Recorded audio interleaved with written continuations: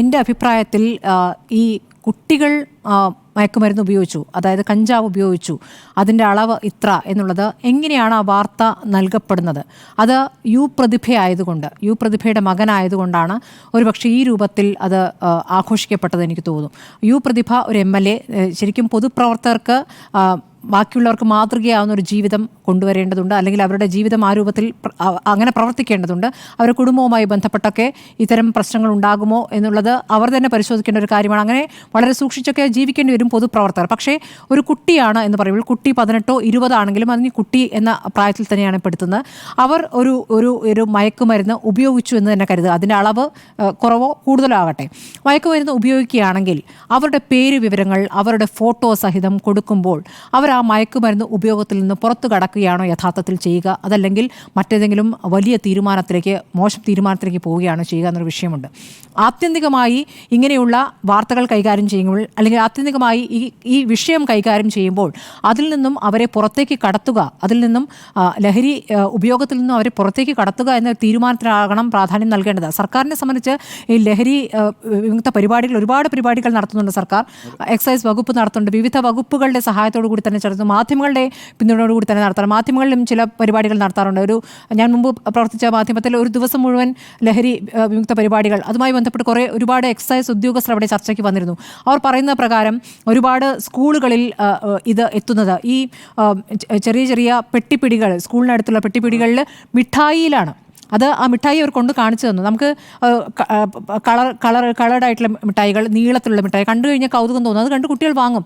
അത് ഉപയോഗിച്ച് കഴിഞ്ഞാൽ അത് തന്നെ വേണമെന്ന് ആവശ്യപ്പെട്ടുകൊണ്ട് കുട്ടികൾ ആ കടയിലേക്ക് പോകും. അപ്പോൾ അത് ഒരു തരത്തിലും ആ മിഠായി നിങ്ങൾ ദൃശ്യത്തിൽ കാണിക്കരുത് എന്ന് പറഞ്ഞിട്ടാണ് ഉദ്യോഗസ്ഥർ സംസാരിക്കുന്നത്. അപ്പോൾ അത്രത്തോളം അവർ കെയർ എടുക്കുകയാണ്. കാരണം അത് കണ്ടു കഴിഞ്ഞിട്ട് അത് മേടിക്കാൻ തോന്നിയാലോ, അതാണ് യഥാർത്ഥത്തിൽ ആ ജാഗ്രതയാണ് വേണ്ടത്. അതായത് ഇനി ഉപയോഗിക്കാതിരിക്കാൻ തോന്നുന്ന വിധത്തിലുള്ള ഒരു ജാഗ്രതയാണ് വേണ്ടത്. അപ്പോൾ അതിനെ ആഘോഷമാക്കി യു പ്രതിഭയുമായി ബന്ധപ്പെട്ട് എനിക്ക് പറയാനുള്ളൊരു കാര്യം, അവർ ഒരു വനിതാ നേതാവ് എന്ന നിലയ്ക്ക്, ഒരു സ്ത്രീ എന്ന നിലയ്ക്ക് അവർ പലപ്പോഴും ആക്രമിക്കപ്പെടുന്നുണ്ട് പല ഘട്ടങ്ങളിലും. അവർ ചെയ്യുന്നതെല്ലാം ശരിയാണ്, അവരുടെ പ്രതികരണങ്ങളെല്ലാം ശരിയാണ്, അവരുടെ റിയാക്ഷൻ ചെയ്യാമെന്നൊന്നും ഞാൻ അഭിപ്രായപ്പെടുന്നില്ല. പക്ഷേ ഒരു നേതാവ്, ഒരു വനിതാ നേതാവ് എന്ന നിലയ്ക്ക് പല ഘട്ടങ്ങളിൽ രാഷ്ട്രീയമായിട്ടും അവർ ആക്രമിക്കപ്പെട്ടിട്ടുണ്ട്. ഈ സാമൂഹ്യ മാധ്യമങ്ങളാൽ, ചില മാധ്യമങ്ങളാൽ കൂടി അവർ ആക്രമിക്കപ്പെട്ടിട്ടുണ്ട്. അപ്പോൾ അവരുടെ റിയാക്ഷൻ ഒരു പക്ഷേ മോശം രീതിയിലായിരിക്കും. അത് സംഭവിച്ചിട്ടുണ്ട് ഈ കേസിലും. മകനുമായി ബന്ധപ്പെട്ട വിഷയമായതുകൊണ്ട് തന്നെ അവർ വേറെ രീതിയിൽ പ്രവർത്തിക്കുന്നു. ഒരു മഞ്ഞുള്ള സ്ഥലത്ത് പോയിട്ട് അവർ ഊതി കാണിക്കുകയൊക്കെ ചെയ്യുന്നുണ്ട്. അപ്പോൾ അതൊക്കെ ഒരു വെല്ലുവിളിയുടെ സ്വഭാവമാണ്, ഓരോരുത്തർ പ്രതികരിക്കുന്ന രീതിയാണ്. പക്ഷേ അവരെ അത് ബാധിച്ചിട്ടുണ്ട് എന്നുള്ളതാണ് ഞാൻ മനസ്സിലാക്കുന്നത്. കുട്ടികൾ ഈ തരത്തിൽ മയക്കുമരുന്ന് ഉപയോഗിക്കുന്നുണ്ടെങ്കിൽ അതിൽ നിന്ന് പുറത്തു കടക്കുന്ന രീതിയിലുള്ള നടപടികളിലേക്കാണ് സർക്കാർ പോകേണ്ടത്. പക്ഷേ ഇന്നിപ്പോൾ മന്ത്രി സജി ചെറിയാന് നേരത്തെ കുന്തവും കൊടച്ചക്രവത്തിൽ പറ്റിയതുപോലെ തന്നെയുള്ള ഒരു അബദ്ധം തുടർച്ചയായി പറ്റുന്നു എന്നുള്ളതാണ്. ഈ വിഷയം ഇങ്ങനെ കത്തുകയും ഈ രൂപത്തിൽ അവർ ആക്രമിക്കപ്പെടുകയും ചെയ്യുന്ന ഒരു പശ്ചാത്തലത്തിലാണ് മന്ത്രി ആ പ്രതികരണം നടത്തിയതെന്നുള്ള മനസ്സിലാക്കുന്നു. അപ്പോഴും മന്ത്രി അതിനെ സിഗരറ്റ് ആയിട്ടാണ് ചുരുക്കുന്നത്. അപ്പോൾ ഞാൻ വലിച്ചിട്ടുണ്ട്, ഞാൻ ജയിലിൽ കിടന്നപ്പോൾ വലിച്ചിട്ടുണ്ട്, empty ബീഡി വലിക്കാറുണ്ട് എന്നൊക്കെ പറയുമ്പോൾ ഇതിലേക്ക് പോകാൻ ആഗ്രഹിക്കുന്ന, അല്ലെങ്കിൽ ഒരു ശ്രമം നടത്തി നോക്കിയാലോ എന്ന് വിചാരിക്കുന്നവർക്കതൊരു പ്രോത്സാഹനമാകുന്നുണ്ട്. അപ്പോൾ അതിന്മേലൊരു കേസ് ഇപ്പോൾ പോയിരിക്കുന്നു, ഒരു പരാതി പോയിരിക്കുന്നു.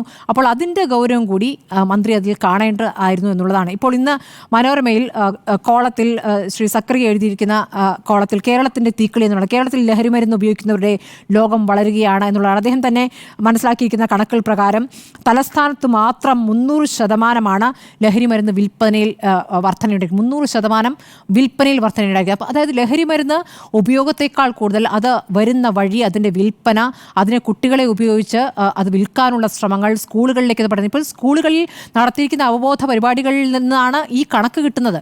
അപ്പോൾ കുട്ടികൾ തുറന്നു പറയാൻ തയ്യാറാകുന്നുണ്ട്, ഞങ്ങൾ ഇതിലേക്ക് പോകുന്നു. അപ്പോൾ അതൊരു നല്ല സൂചനയാണ്. പക്ഷേ ഇതിപ്പോൾ 2-3 വർഷമായി സർക്കാർ നടത്തുന്ന പരിപാടിയാണ്. ആ പരിപാടി എത്രത്തോളം വിജയിക്കുന്നതെന്ന് കൂടി അറിയേണ്ടതുണ്ട്. ഉപയോഗിക്കുന്നവരുടെ എണ്ണം കുറയ്ക്കുക എന്നതിനൊപ്പം തന്നെ ഇത് പടരാതിരിക്കാനുള്ള ഈ വിൽപ്പന നടത്തുന്നവരെ, ആ മാഫിയയെ പിടിക്കുക എന്നുള്ളതാണ് ഏറ്റവും പ്രധാനപ്പെട്ട കാര്യം. അതിലേക്ക് സർക്കാർ എത്രത്തോളം വിജയകരമായി മുന്നോട്ട് പോകുന്നു എന്നുള്ളൊരു വിഷയമുണ്ട്. അങ്ങനെ നോക്കുമ്പോൾ കേരളത്തെ ആകെ ബാധിച്ചിരിക്കുന്ന മഹാ അപരാധമാണ്. പക്ഷേ അത് ഉപയോഗിക്കുന്ന കുട്ടികൾ, അത് അളവ് എത്രയുമാകട്ടെ, അവരെ അതിൽ നിന്ന് പുറത്തു കൊണ്ടുപോവുകയാണ്. അവരെ പേര് വിവരങ്ങൾ പറഞ്ഞ് അവരെ വീണ്ടും അപഹാസ്യരാക്കി അപമാനിച്ചുകൊണ്ട് നന്നാക്കാം എന്നുള്ള ശ്രമങ്ങൾ അത് മാധ്യമങ്ങൾ നടത്തുന്നതായാലും ശരിയല്ല. അത് ഏത് രാഷ്ട്രീയ നേതാക്കൾ, എതിർ രാഷ്ട്രീയ പാർട്ടികൾ എടുക്കുന്ന പ്രതികരണമായാലും ശരിയല്ല എന്നുള്ളതാണ് എൻ്റെ അഭിപ്രായം.